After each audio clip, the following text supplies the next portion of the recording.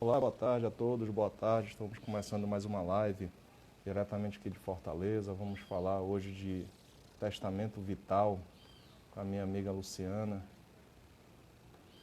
Vou já chamá-la aqui, começamos um pouco atrasado, mas vamos começar, né, essa conversa. Só chamar aqui a Luciana.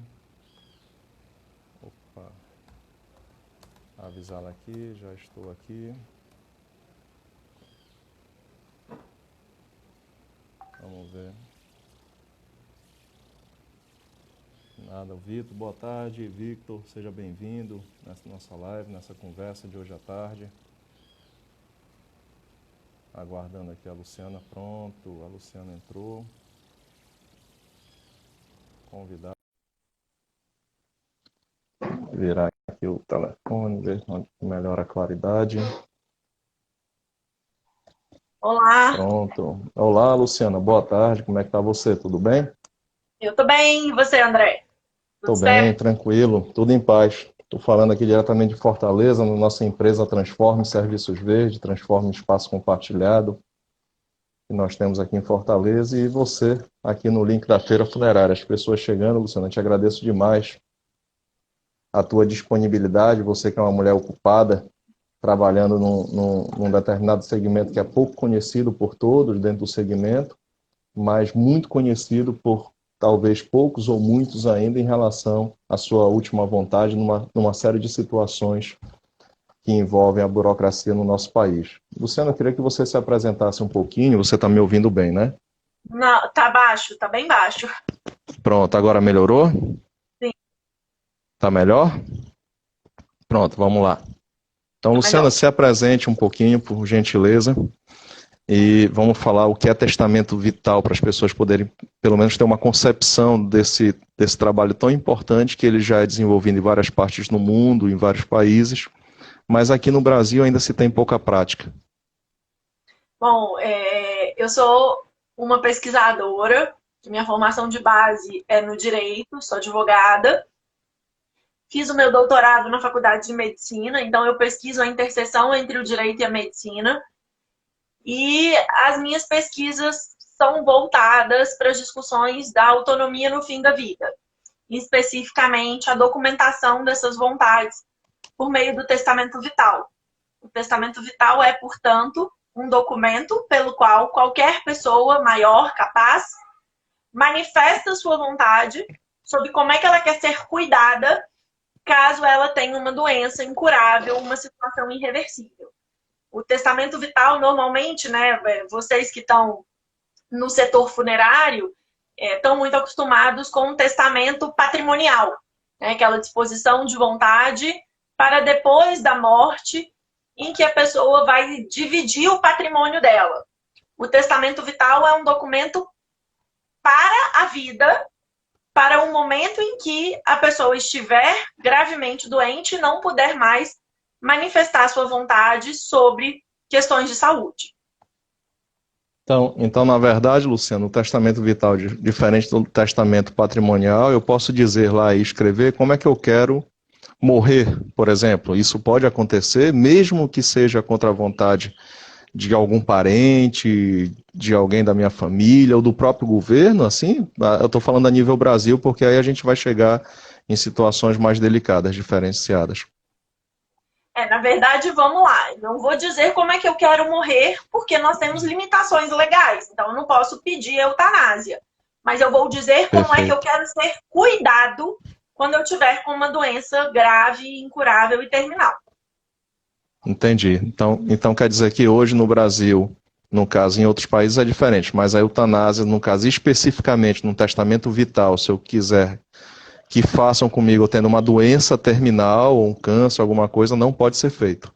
Não, porque eu não posso fazer no Brasil um documento que seja contrário à legislação brasileira. E a legislação brasileira é contrária ainda à eutanásia, ao suicídio assistido, enfim, a formas de abreviação da vida. Hoje no Brasil, Luciano, está se usando mais em que o testamento vital? Assim, como é que as pessoas, as empresas podem tratar isso? Legalmente falando, no caso. O testamento testamento vital é um documento feito por pessoas naturais, ou seja, por indivíduos, em que essas pessoas vão efetivamente dizer, né, como é que elas querem ser cuidadas. Então, quando você pergunta, está se usando mais? Quem usa o testamento vital, na maior parte das vezes, são pessoas que já têm doenças. Muitas vezes, né, na maioria das vezes, doenças oncológicas, em que o paciente vai dizer que ele não quer que o profissional de saúde faça tanto, né? Aquele excesso terapêutico de levar as pessoas para UTI, mesmo sem indicação, de entubar, de usar a sonda. Normalmente é isso que se faz no testamento vital no Brasil, é dizer que o paciente não quer tanto assim. Ele não quer que o médico faça esse excesso, e muito porque o paciente já reconhece, né, que a morte faz parte da vida. Isso tem a ver com uma questão cultural nossa, né, de uma população que ainda acha que morrer é um fracasso, né? E a morte é um erro, e a morte é algo contra o qual a gente quer lutar. O testamento vital, basicamente, é um reconhecimento de que morrer pode ser natural, pode fazer parte da vida, e que a gente não precisa encarar de uma forma tão ruim assim o processo de adoecimento e de morte. Entendi. Aí me diga uma coisa, tem alguns casos aqui no Brasil de pessoas que querem fazer eutanásia e vão fazer em outro país, quer dizer, mesmo contra a legislação, Luciano, você já viu alguma situação dessa? Na verdade, o único país que permite o chamado turismo para a morte é a Suíça. E na Suíça não existe eutanásia. A Suíça só realiza o suicídio assistido. E isso é possível, né? É possível que qualquer pessoa, de qualquer lugar do mundo, desde que tenha uma doença grave, uma condição incurável, que se enquadre nos critérios legais da Suíça, Pode falar. é possível que essa pessoa vá até a Suíça. Mas no Brasil, nós temos muitas pessoas que são associadas às organizações suíças, mas eu desconheço. Na verdade, a gente tem apenas um caso de um brasileiro em 2012 que foi até uma organização suíça e realizou o suicídio assistido lá. Mas ainda não é uma prática comum, até porque é algo extremamente caro para a nossa realidade. O suicídio assistido na Suíça custa em torno de 10 mil francos suíços, o que deve estar hoje mais ou menos 70, 75 mil reais. Então é um bom dinheiro para uma população que não é rica como a nossa população. Eu lhe conheci, Luciana, no ano passado, no final do ano, em dezembro, lá no evento do SINCEP, a SEMBRE, e eu fiquei realmente encantado com a tua conversa, com as explicações e tudo mais. Aí eu lhe pergunto uma coisa, Luciana, a gente falou de eutanásia, mas se de repente eu quero ser congelado, você falou dos cuidados paliativos praticamente, que olha, eu quero que determinados cuidados sejam tomados na minha situação de doença ou no hospital, mas se de repente eu quero ser congelado, eu quero trabalhar, quero que o meu corpo seja tratado ou feito outra situação dessa, o testamento vital ele se enquadra nesse tipo de situação? Bom, aí nós estamos falando especificamente em relação à criogenia, né? O testamento vital, ele tem por objetivo primordial a discussão sobre tratamentos. Então, a gente ainda vai estar vivo. É possível que o testamento vital contenha disposições pós-mortem. Enterro, velório, cremação, criogenia. Isso é possível. Mas a gente ainda não tem legislação no Brasil que diga que a família tem a obrigatoriedade de cumprir os desejos pós-mortem de uma pessoa. Então, isso vai valer tanto para a cremação, quanto para o enterro, quanto para os ritos funerários e para a criogenia. A criogenia também é algo que não existe no Brasil. A gente não tem nenhuma empresa de criogenia no Brasil. Então, nós também estaríamos falando de uma pessoa que vai pedir para que a família leve o corpo dela para outro país. E a verdade, quando a gente estuda a criogenia, é muitíssimo pouco provável que eu consiga fazer esse traslado. A criogenia é um procedimento que precisa que a pessoa esteja muito próxima dos centros de criogenia. A gente tem um caso no Brasil, que inclusive chegou até o Poder Judiciário, em que 2 filhas de uma pessoa estavam brigando, porque essa pessoa foi congelada nos Estados Unidos, ela morreu nos Estados Unidos, lá realizou criogenia, e uma das filhas queria trazer para o Brasil e enterrar, e a outra queria deixar congelado. Nessa situação específica, o STJ, o Superior Tribunal de Justiça, decidiu que valeria a vontade do defunto, né, do falecido, porque essa vontade estava manifestada, estava claro que antes dele morrer que era essa a vontade dele e que ele tinha deixado, inclusive, recursos financeiros para arcar com essa criogenia. Mas é bom que se diga que, assim, existe muito mito em relação à criogenia, né? É um tema ainda muito novo, é uma discussão que, inclusive, recentemente estreou um documentário na Netflix sobre esse tema, que se chama Hope Frozen. Estou tentando lembrar o nome aqui em português, mas agora me fugiu. Mas, efetivamente, não é possível ainda que uma pessoa morra no Brasil e queira ser congelada nos Estados Unidos. Ela vai precisar morrer nos Estados Unidos ou na Rússia, que é um outro país em que a gente tem as crianças. Luciana, em que se aplicaria, no caso aqui, a gente está com várias empresas do Brasil todo nos assistindo, né? Empresas de funerária, temos psicólogas aqui que eu estou observando, que estão nos assistindo. O testamento vital, a gente poderia aplicar como aqui no Brasil? Qual seria a prática? Você já falou um pouco, mas qual seria a prática, vamos dizer assim, mais palpável para que as pessoas comecem a utilizar o testamento vital? Porque você falou um ponto, por exemplo, a doação de órgão. Eu posso ser doador de órgão, mas se a minha família não permitir, não doa, né? Isso é péssimo. O testamento vital, eu estou lhe dando um modelo prático. No caso da cremação, da mesma forma, eu quero ser cremado, né? Se a minha família quiser, ela não me queima. Como é que isso hoje, com o testamento vital, na legislação atual, isso pode ser realizado? O testamento vital, ele tem uma regulamentação específica do medicina, que já foi reconhecido pelo Poder Judiciário, em que a vontade do paciente prevalece sobre a vontade dos familiares.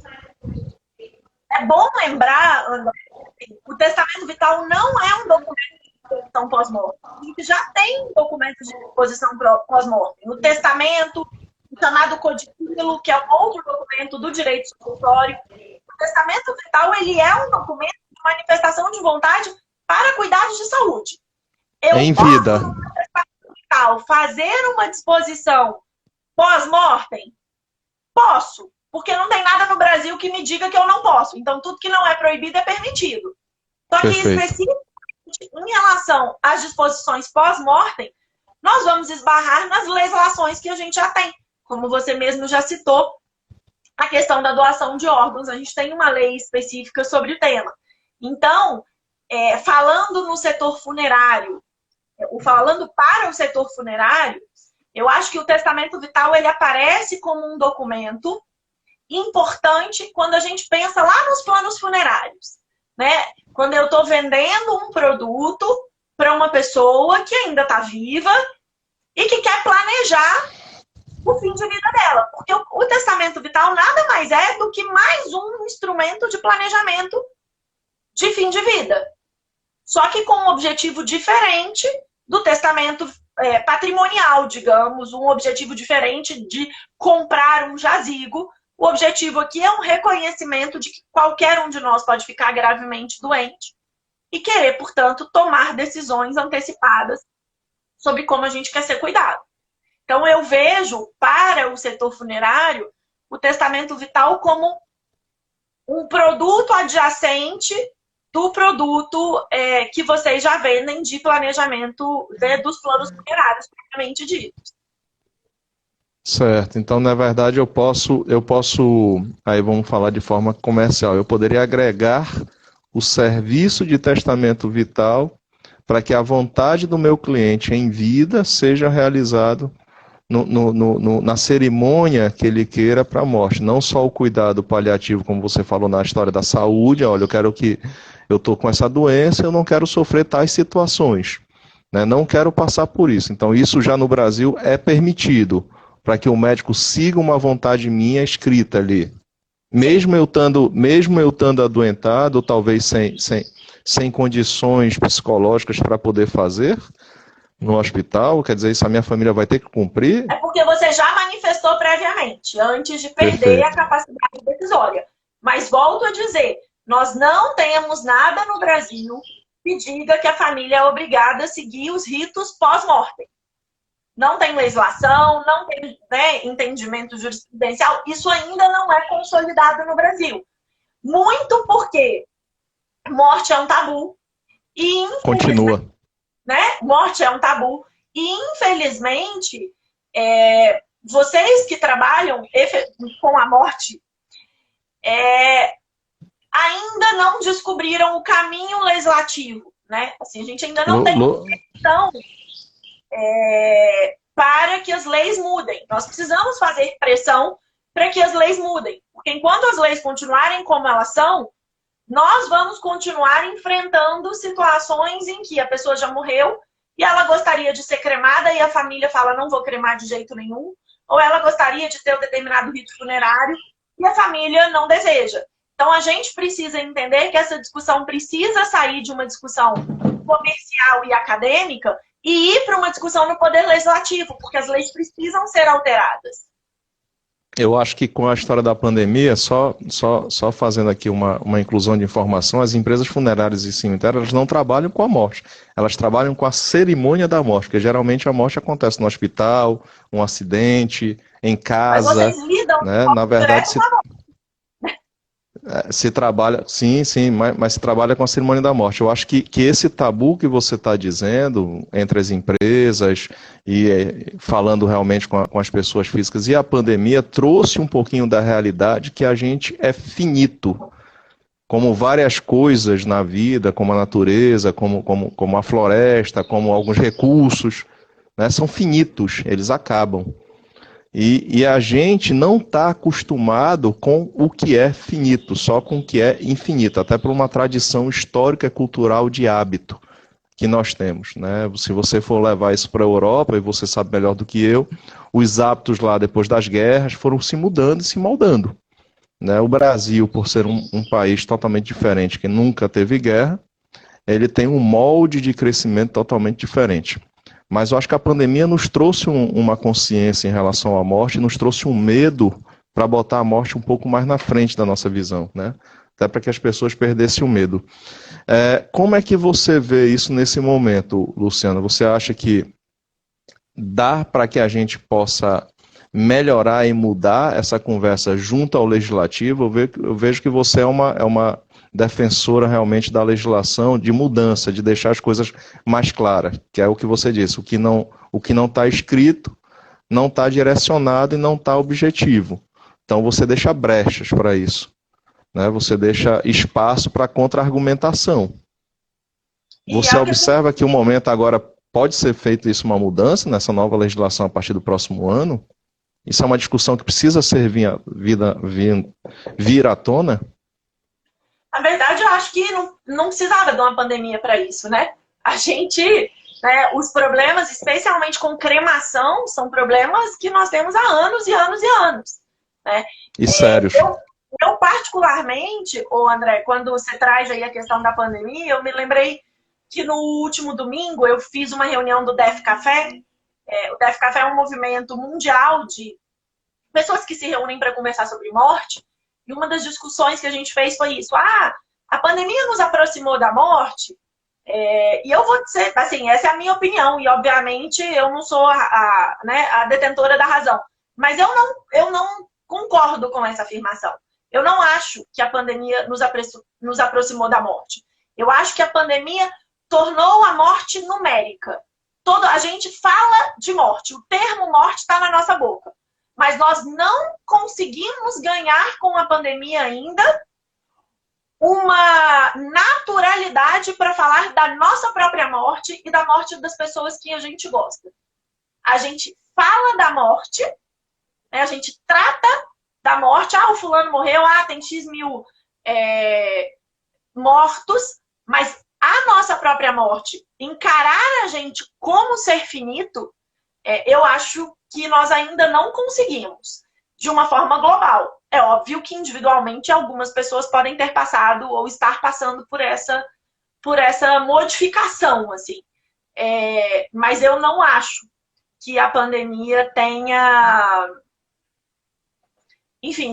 tido esse caráter. Pelo contrário, assim, a gente tem alguns estudos, tem uma filósofa colombiana que diz que a pandemia dificultou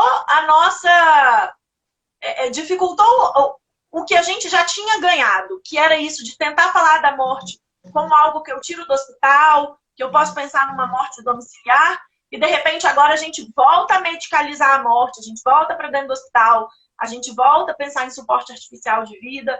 Então eu acho que, assim, a pandemia, a relação da pandemia com a morte, para mim, ainda não está tão clara. Eu acho que a gente vai demorar um tempo ainda, precisar um pouco de estudos sociológicos, antropológicos, pelos próximos anos, para entender efetivamente esse efeito aí da pandemia nas questões sobre morte. Agora, é óbvio que ela impactou diretamente o setor funerário, ela impactou diretamente as discussões sobre suporte artificial de vida, sobre excesso terapêutico. Esses impactos acabaram acontecendo.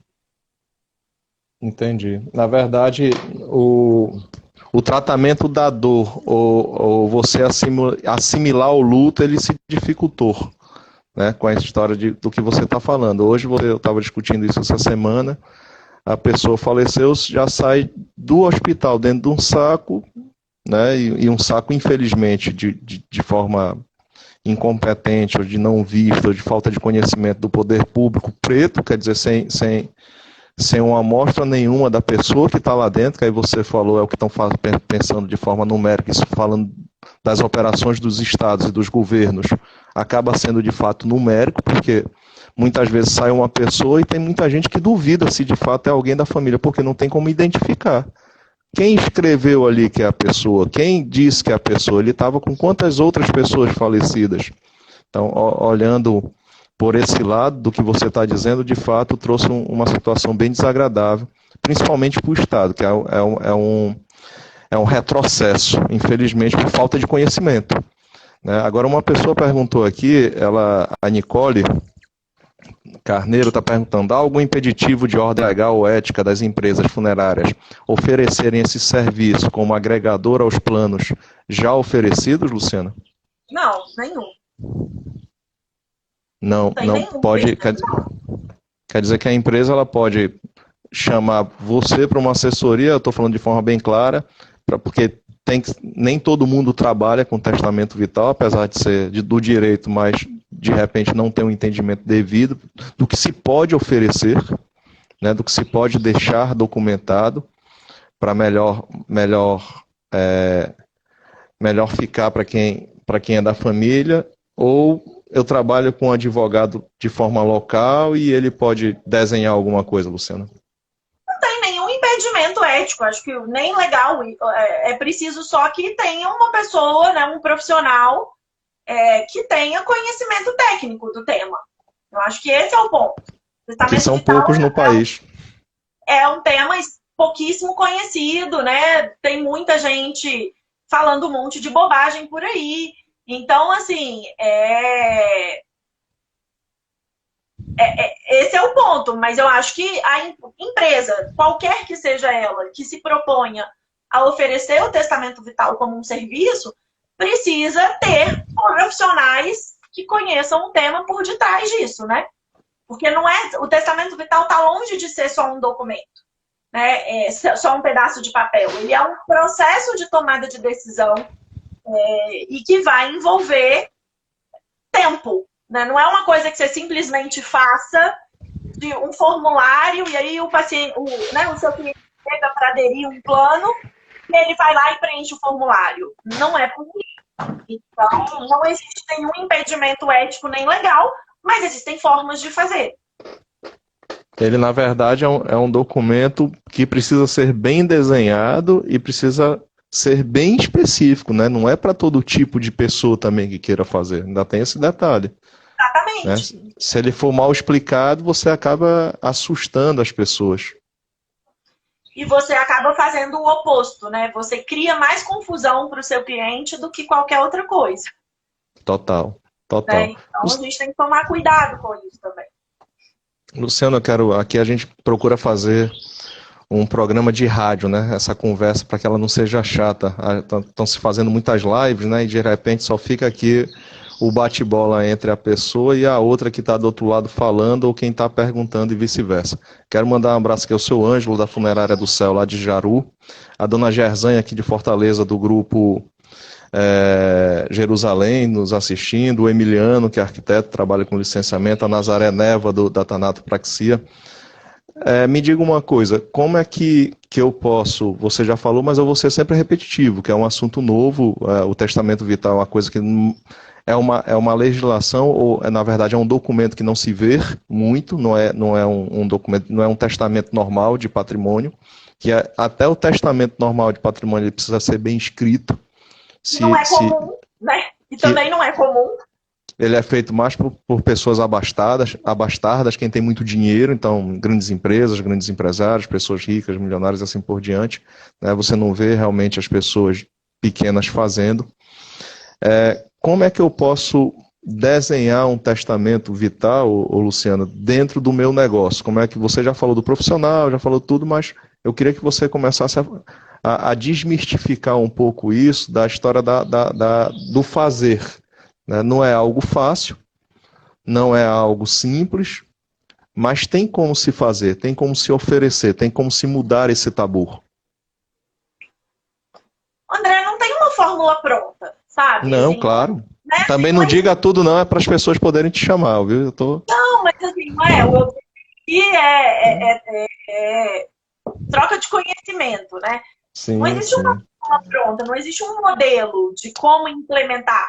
Eu acho que o que é preciso é que a empresa compreenda que ela vai falar com uma outra linguagem para o cliente dela. Ela não vai simplesmente vender o plano funerário, mas ela vai fazer o cliente dela compreender que o objetivo daquela empresa é ajudar o cliente a compreender o processo de finitude, a compreender o processo de morte. E aí, se eu consigo entender, alguém falou aqui que está mais fácil com a pandemia vender plano funerário, eu não tenho a menor dúvida disso. Mas eu também tenho certeza que essas pessoas, elas estão comprando o plano funerário da mesma forma como a gente compra o seguro de carro. Tipo, vou ter para não ter problema. Mas eu também não quero pensar na minha morte. Se você chamar ela para falar, vem cá, vamos pensar que você pode morrer hoje, ela vai bater na madeira e vai falar, Deus me livre. Então, assim, é desse jeito. O testamento vital, ele chacoalha um pouco essa estrutura, né? Ele faz a pessoa entender que ela é efetivamente finita. Que ela tem um plano, que ela comprou um jazigo, etc, etc, mas que a morte não é algo que está lá do outro lado, ou que só vai acontecer com outra pessoa. Que ela também vai morrer, porque todos nós vamos morrer. E se a gente pensar que a Organização Mundial de Saúde diz pra gente que mais de 60% das pessoas do mundo, né, das mortes do mundo, são por doenças crônicas, nós temos muito mais chances de morrer de câncer, de demência, de uma doença neurodegenerativa, do que morrer atropelado, por exemplo. Então, assim, pensa que 60% dos clientes que compram os planos funerários de vocês vai morrer com uma morte anunciada, que é aquela que o processo de adoecimento vai durar um tempo. Então, o que o testamento vai chamar essa pessoa para compreender que ela pode tomar decisões sobre como é que ela quer ser cuidada. Então, ela ainda vai estar viva. Eu acho que isso é importante deixar claro, né, numa discussão nesse meio funerário. Nós não estamos falando de tomada de decisão pós-morte. Nós estamos falando de tomada de decisão quando a pessoa ainda está viva, mas ela não tem mais capacidade decisória. ela não consegue mais ou ela não pode mais decidir mesmo. Então, ela deixa essa decisão pronta de forma antecipada por meio de um testamento vital. Perfeito. Perfeito. E eu preciso registrar esse testamento em cartório, Luciana? Como é que é o processo? Não é só fazer, mas eu preciso fazer registro dele em algum órgão, eu preciso deixar ele guardado em algum lugar?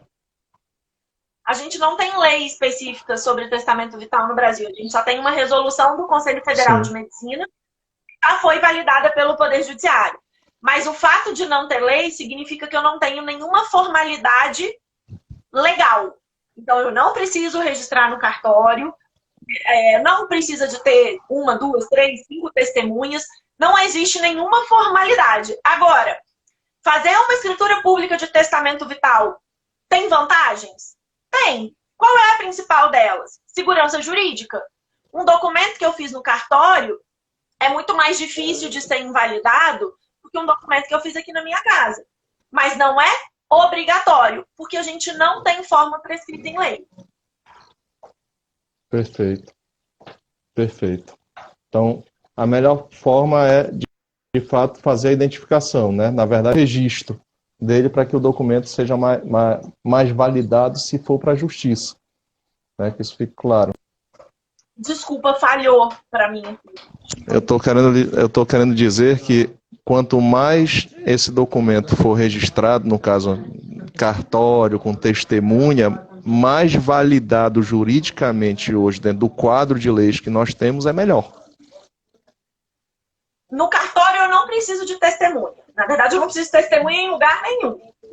A vantagem do cartório é só que o tabelião tem fé pública e, Perfeito. portanto, o tabelião atesta que aquela pessoa que está manifestando a vontade tinha condições de manifestá-la.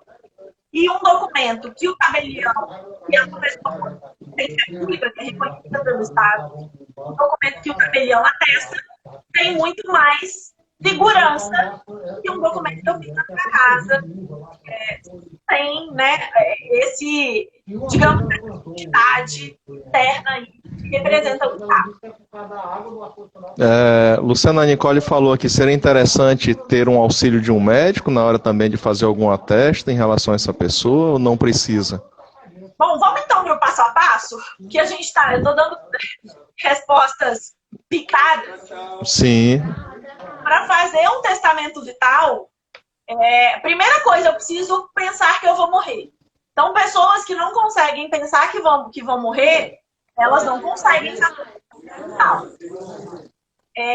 Segunda coisa, para fazer um testamento vital, é absolutamente importante. Eu posso usar o termo imprescindível, mas não do ponto de vista legislativo, porque a gente não tem lei. Mas eu considero imprescindível que a pessoa procure sim um médico de confiança. Porque o leigo não tem condições técnicas de decidir ou de entender o que é uma traqueostomia que ele vai aceitar ou vai recusar no testamento vital, o que é uma sedação, o que é uma ventilação mecânica.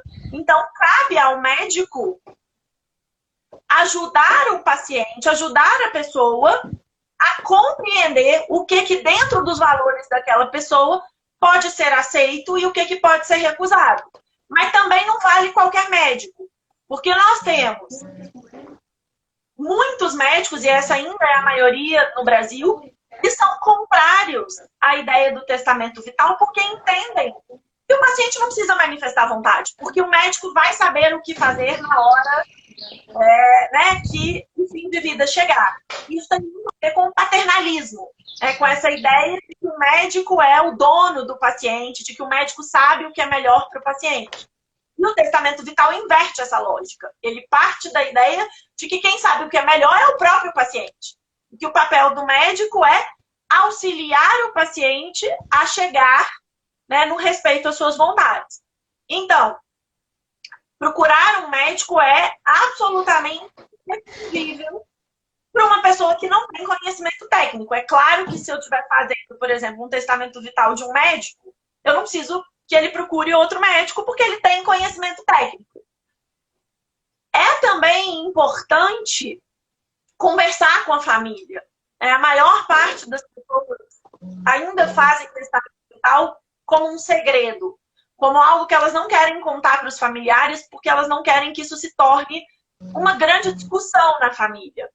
Mas são os familiares que vão apresentar o documento para o médico, para o enfermeiro, para a funerária. Então, se a gente faz um documento, guarda debaixo do colchão e não conta para as pessoas que estão próximas da gente que a gente fez, a chance desse documento ser seguido é muitíssimo pequena. Então, é também importante que a gente conte isso. E aí, acho que eu estou respondendo aqui a pergunta que alguém está me fazendo. Então, depois que eu conversei com a minha família... Você deu aqui as fases e os cuidados iniciais. Depois que eu conversei com a minha família, que eu conversei com o médico, em um país como o nosso, em que a gente ainda não tem lei sobre o tema, é recomendável buscar um advogado capacitado, que conheça o tema, para auxiliar a escrita desse documento, a fim de evitar que a gente escreva coisas que são ilícitas e que, portanto, não serão cumpridas. Pronto o documento, então vamos imaginar que a gente está aí no terceiro passo. Eu procurei um advogado, o advogado vai me ajudar a escrever o documento, eu tenho que imprimir e assinar. Agora, vale a pena eu levar esse documento num cartório e lavrar uma escritura pública? Vale. Qual é o benefício? Segurança jurídica. Qual é o malefício? Custa dinheiro. No cartório eu vou ter que pagar para a lavratura de escritura pública. Independente de ter ou não feito no cartório, eu vou precisar entregar esse documento para alguém. Porque se eu fiz um documento, seja no cartório, seja na minha casa, e não contei para ninguém, não tem jeito de uma pessoa descobrir que eu fiz. Então, por isso, nós precisamos entregar esse documento para alguém. Que pode ser alguém da família. Aqui tem um exemplo de uma pessoa que não quer ir para o hospital, mas a família pensa de modo contrário. Ele tem que deixar esse documento com uma pessoa que não seja alguém da família. Então, alguém tem que guardar esse documento e saber que essa pessoa vai ter condições de, no momento, na hora H, apresentar esse documento. A portabilidade do testamento vital é talvez o nosso maior problema numa sociedade que não tem legislação. Porque, por exemplo, em Portugal, que a gente tem lei desde 2012, existe um banco de dados, chama Registro Nacional de Testamento Vital. Todo testamento vital está numa nuvem. E aí a gente sabe se a Luciana, se o André, se a Lilian, se cada uma dessas pessoas tem um testamento vital. Então, não precisa de alguém apresentar. Mas no Brasil a gente não tem isso ainda. Então, como a gente não tem, eu preciso que o paciente, a pessoa que fez o testamento vital, realmente encontre pessoas de confiança que possam guardar esse documento e que se responsabilizem por apresentar esse documento no momento que houver uma piora do quadro. Perfeito, perfeito. Então, na verdade, o importante, na verdade, é o esclarecimento, Luciana, para que na hora que se ofereça esse tipo de serviço, alguém da família ou de perto tenha conhecimento, né? Não pode ser uma decisão solitária e em cima de tabu. Como nós temos até hoje a história da morte. A morte ela tem muito tabu. Né? As pessoas quando passam em funerária, se você tem uma ideia, elas passam se benzendo se são católicas ou se é de outra religião, muda às vezes de calçada. Né? Então existe ainda esse medo da morte em todos nós. Eu estou me colocando aqui que eu não quero morrer, você não quer morrer, mas um dia nós vamos morrer. Isso aí é um fato. Né? Então, quando se começar a trabalhar a finitude na cabeça das pessoas, e o testamento vital, eu acho que ele é um trabalho didático em cima disso, é uma coisa que esclarece, é uma coisa que traz consciência, é uma coisa que traz respeito e dignidade, você começa a mudar essa visão.